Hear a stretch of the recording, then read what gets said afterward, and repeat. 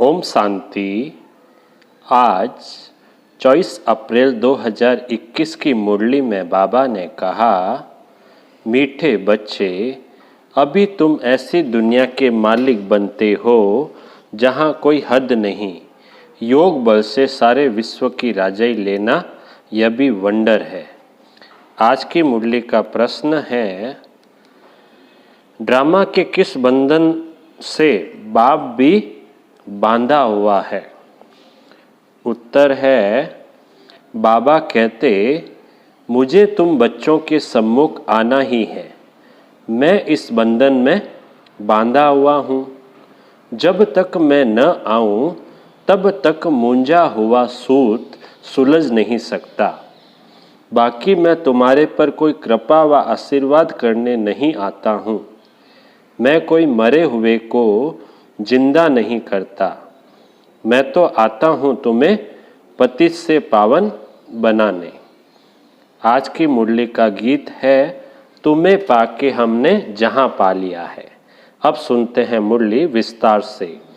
ओम शांति। गीत के अक्षर सुनकर के तुम बच्चों के रोमांच खड़े हो जाने चाहिए, क्योंकि सम्मुख बैठे हैं सारी दुनिया में भल कितने भी विद्वान पंडित आचार्य है, कोई भी मनुष्य मात्र को यह पता नहीं कि बेहद का बाप हर 5000 वर्ष के बाद आते हैं।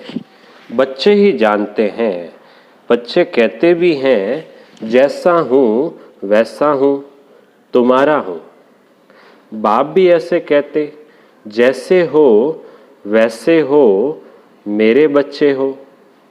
तुम भी जानते हो, वह सब आत्माओं का बाप है।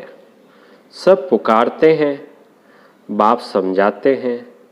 देखो रावण का कितना परछाया है। एक भी समझ नहीं सकते कि जिसको हम परम पिता परमात्मा कहते हैं, फिर पिता कहने से खुशी क्यों नहीं होती है? यह भूल गए हैं। वह बाबा ही हमें वर्षा देते हैं। बाप खुद ही समझाते हैं।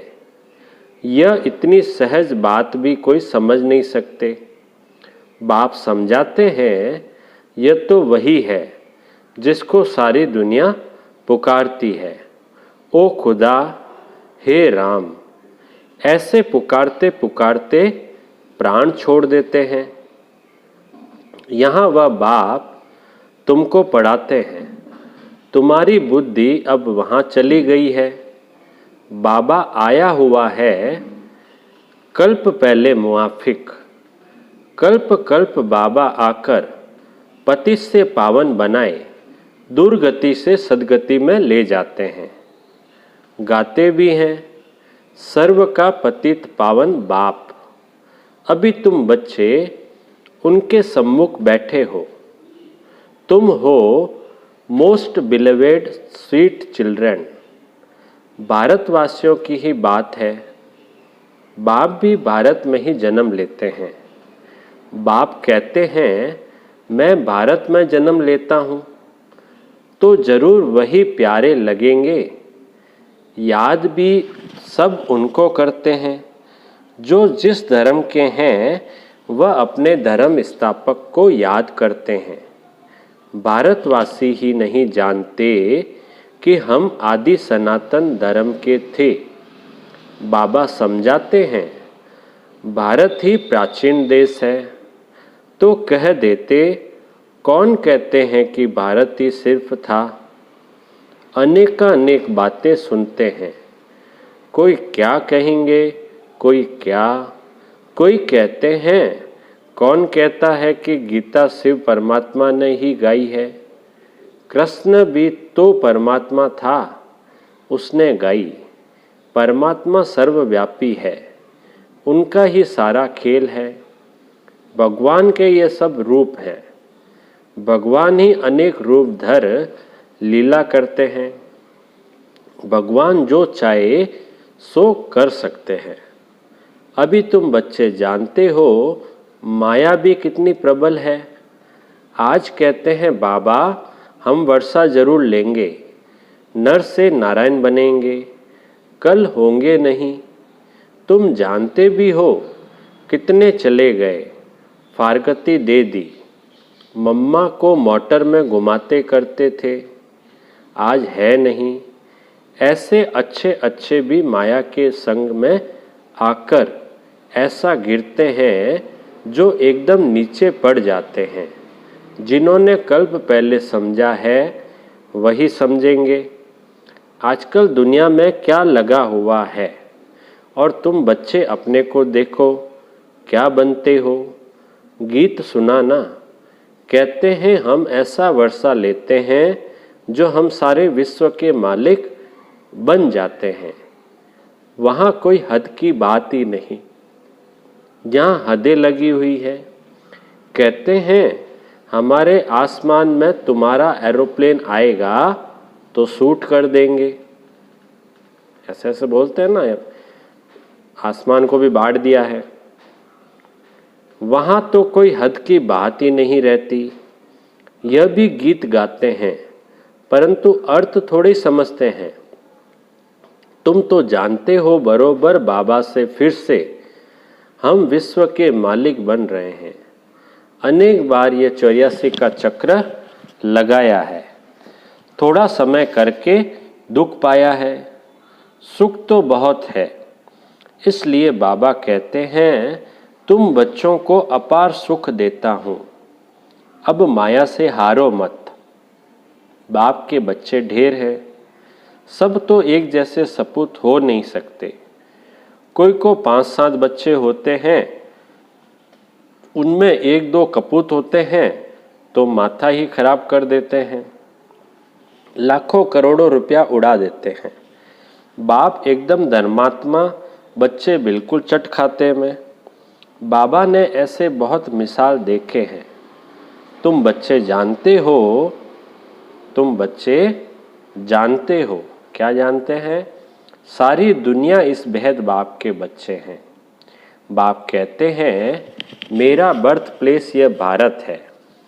हर एक को अपनी धरती का कदर रहता है। दूसरी कोई जगह शरीर छोड़ते हैं तो फिर उनको अपने गांव में ले आते हैं। बाप भी भारत में ही आते हैं। तुम भारतवासियों को फिर से बेहद का वर्षा देते हैं। तुम बच्चे कहेंगे हम फिर से 100 देवता विश्व के मालिक बन रहे हैं। हम मालिक थे, अब तो क्या हाल हो गया है, कहाँ से कहाँ आकर पड़े हैं। 84 जन्म भोगते भोगते यह हाल आकर हुआ है।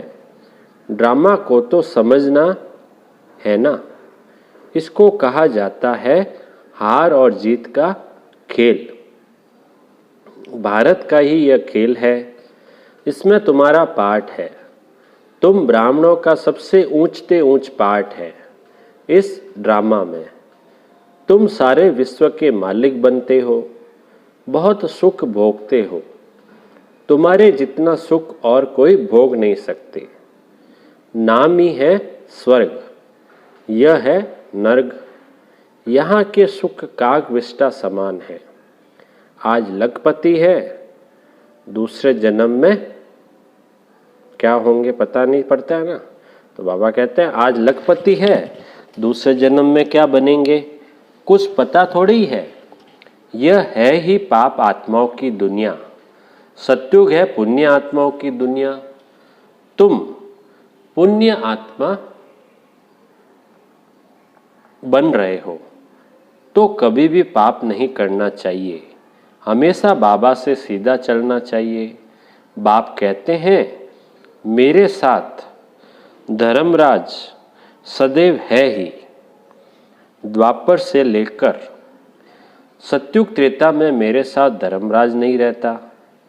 द्वापर से तुम मेरे अर्थ दान पुण्य करते आ रहे हो, ईश्वर अर्पण करते हैं ना, ईश्वर अर्पण कहते हैं ना।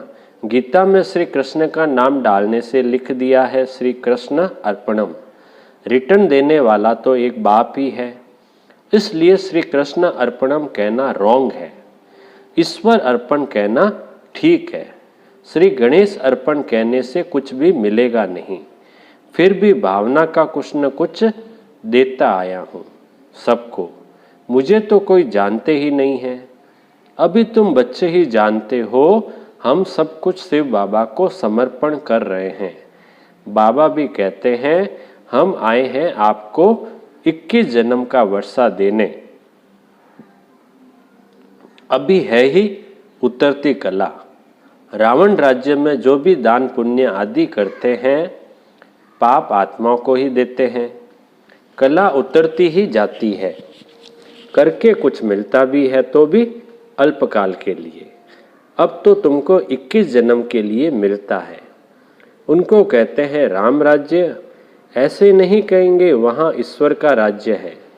राज्य तो देवी देवताओं का है। बाप कहते हैं मैं राज्य नहीं करता हूँ। तुम्हारा जो आदि सनातन देवी देवता धर्म था, जो अब प्राय लोप है, सो अभी फिर से स्थापन हो रहा है। बाप तो कल्याणकारी है ही। उनको कहा जाता है सच्चा बाबा। तुमको सच नॉलेज दे रहे हैं, अपनी और रचना के आदि मध्य अंत की। अपनी और रचना के आदि मध्य अंत की। बाबा तुमको बेहद की हिस्ट्री ज्योग्राफी सुनाते हैं। कितनी जबरदस्त कमाई है।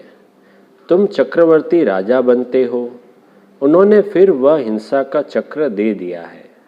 असूल यह है ज्ञान का चक्र, परंतु यह ज्ञान तो प्राय लोप हो जाता है। तुम्हारे यह मुख्य चित्र है। एक तरफ त्रिमूर्ति, दूसरे तरफ झाड़ और चक्र। बाबा ने समझाया है, शास्त्रों में तो कल्प की आयु लाखों वर्ष लिख दी है। सारा सूत ही मूंझा हुआ है। बाप के सिवाय कोई से सूत सुलझ नहीं सकता। बाप के सिवाय कोई से सूत सुलझ नहीं सकता। बाप सम्मुख खुद आए हैं। कहते हैं मुझे ड्रामा अनुसार आना ही पड़ता है। मैं इस ड्रामा में बंधा हुआ हूँ। यह हो नहीं सकता कि मैं आऊँ ही नहीं। ऐसे भी नहीं कि आकर मरे हुए को जिंदा कर दूं या कोई को बीमारी से छुड़ा दूं। बहुत बच्चे कहते हैं बाबा हमारे पर कृपा करो, लेकिन यहाँ कृपा आदि की बात नहीं है। तुमने मुझे इसलिए थोड़ी ही बुलाया है कि आशीर्वाद करो, हमें कोई घाटा ना पड़े। तुम बुलाते ही हो, हे पतित पावन आओ, दुख हरता सुख करता आओ। शरीर के दुख हरता तो डॉक्टर लोग भी होते हैं। मैं कोई इसलिए आता हूँ क्या? तुम कहते हो नई दुनिया स्वर्ग के मालिक बनाओ व शांति दो। ऐसे नहीं कहते कि हमको बीमारी से आकर अच्छा करो। हमेशा के लिए शांति व मुक्ति तो मिल न सके। पाठ तो बजाना ही है। जो पीछे आते हैं उनको शांति कितनी मिलती है, अभी तक आते रहते हैं। इतना समय तो शांति धाम में रहे ना। ड्रामा अनुसार जिनका पाठ है वही आएंगे। पाठ बदल नहीं सकता। बाबा समझाते हैं शांति धाम में तो बहुत बहुत आत्माएं रहती है जो पिछाड़ी में आती है। यह ड्रामा बना हुआ है। पिछाड़ी वालों को पिछाड़ी में ही आना है। यह झाड़ बना हुआ है। यह चित्र आदि जो बनाए हैं, यह चित्र आदि जो बनाए हैं, सब तुमको समझाना है। और भी चित्र निकलते रहेंगे। कल्प पहले मिसली निकलेंगे। 84 का विस्तार झाड़ में भी है, ड्रामा चक्र में भी है। अब फिर सीढ़ी निकाली है। मनुष्य तो कुछ भी जानते नहीं, बिल्कुल ही जैसे बुद्धू है। अब तुम बच्चों की बुद्धि में है परम पिता परमात्मा। अब तुम बच्चों की बुद्धि में है परम पिता परमात्मा, जो ज्ञान का सागर, शांति का सागर है। वह हमको इस तन द्वारा पढ़ा रहे हैं। बाप कहते हैं मैं आता ही उनमें हूँ जो पहले पहले विश्व का मालिक था। तुम भी जानते हो, बरोबर हम भी ब्रह्मा द्वारा ब्राह्मण बनते हैं। गीता में तो ये बातें हैं नहीं।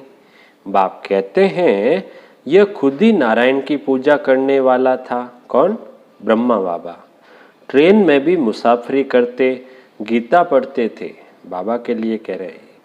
मनुष्य समझेंगे यह तो बड़ा धर्मात्मा है, अभी वह सब बातें भूलते जाते हैं, फिर भी इसने गीता आदि पढ़ी है ना।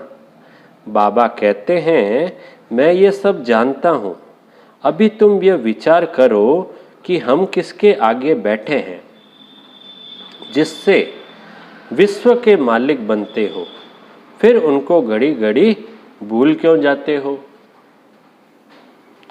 बाप कहते हैं तुमको 16 घंटा फ्री देता हूँ, बाकी अपनी सर्विस करो। अपनी सर्विस करते हो गोया विश्व की सर्विस करते हो। इतना पुरुषार्थ करो जो कर्म करते कम से कम 8 घंटा बाप को याद करो। अभी सारे दिन में 8 घंटा याद कर नहीं सकते। वह अवस्था जब होगी तब समझेंगे यह बहुत सर्विस करते हैं। ऐसे मत समझो हम बहुत सर्विस करते हैं, भाषण बहुत फर्स्ट क्लास करते हैं, परंतु योग बिल्कुल नहीं है। योग की यात्रा ही मुख्य है। बाप कहते हैं सिर पर विकर्मों का बोझ बहुत है, इसलिए सवेरे उठकर बाप को याद करो। 2 से 5 तक है फर्स्ट क्लास वायुमंडल, सुबह सुबह 2 से 5 बजे तक। आत्मा रात को आत्म अभिमानी बन जाती है, शरीर से अलग हो जाती है, सोती है जब, जिसको नींद कहा जाता है। इसलिए बाप कहते हैं जितना हो सके बाप को याद करो। अब बाप कहते हैं मन मना भव, यह है चढ़ती कला का मंत्र। अच्छा बाप दादा बोले, मीठे मीठे सिकिलदे बच्चों प्रति माता पिता बाप दादा का याद प्यार और गुड मॉर्निंग। रूहानी बाप की रूहानी बच्चों को नमस्ते। हम रूहानी बच्चों की रूहानी बाप दादा को याद प्यार, गुड मॉर्निंग और नमस्ते नमस्ते नमस्ते। सदा रहेंगे हंसते हंसते, बन जाएंगे फरिश्ते। वाह बाबा वाह, वाह मेरा भाग्य। अब पूरी मुरली में से जो धारणा के लिए मुख्य सार है, उसमें पहला पॉइंट है बाप से सीधा और सच्चा होकर चलना है।